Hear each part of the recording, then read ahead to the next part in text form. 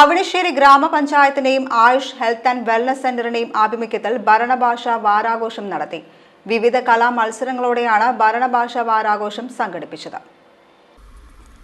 Panchayat vice president Gita Sukumaran ചടങ്ങ് ഉദ്ഘാടനം ചെയ്തു. 2017 എല്ലാ സ്ഥാപനങ്ങളിലും മലയാളം മാത്രം ഉപയോഗിക്കുക എന്നൊരു നിയമം നിലവിൽ വന്നത്.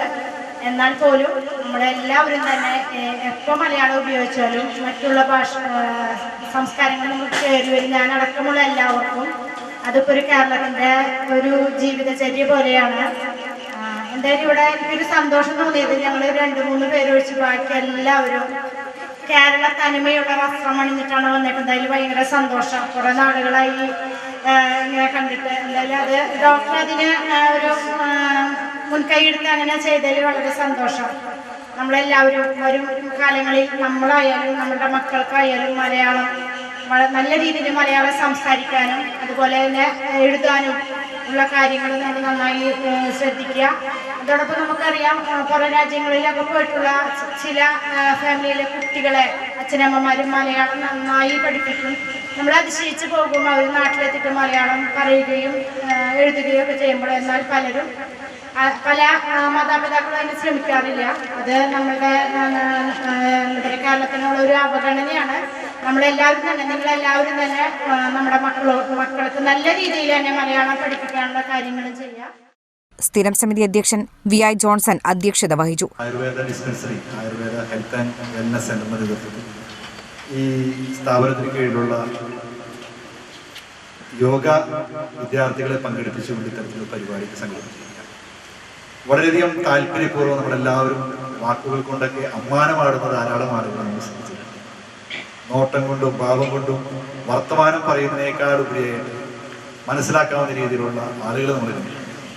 വർത്തമാനം പറയുവാനുള്ള ശേഷിയില്ലാത്ത ആളുകൾ സ്വയം അങ്ങോട്ടും ഇങ്ങോട്ടും പറയുന്ന കാര്യങ്ങൾ, കേൾക്കുന്ന കാര്യങ്ങൾ അവരുടെ ഭാവം കൊണ്ടൊക്കെ നമ്മൾ ശ്രദ്ധിക്കുന്ന ഒരു കാലഘട്ടത്തോട് ചോദിച്ചു.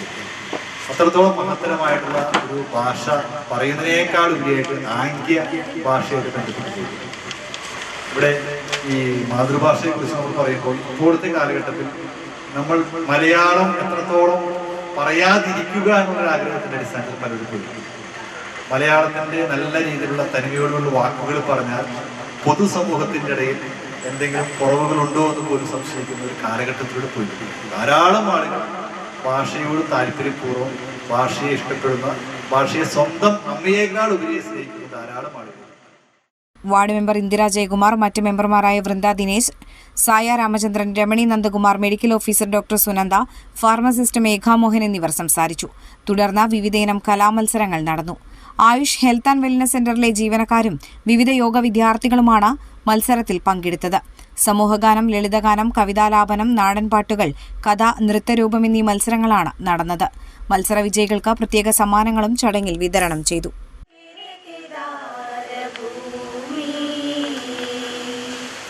മാനവർക്ക് സമത നൽകിയ മകളിതൻ ഭൂമി, മധുരമഹിത ലളിത കലകൾ വിരിയും മലർവാടി, ശ്യാമസുന്ദര കേരകേദാര ഭൂമി, മാമലകൾക്കപ്പുറത്ത് മരതകപ്പട്ടുടുത്ത് മലയാളമെന്നൊരു നാടുണ്ട്, കൊച്ചു മലയാളമെന്നൊരു നാട്.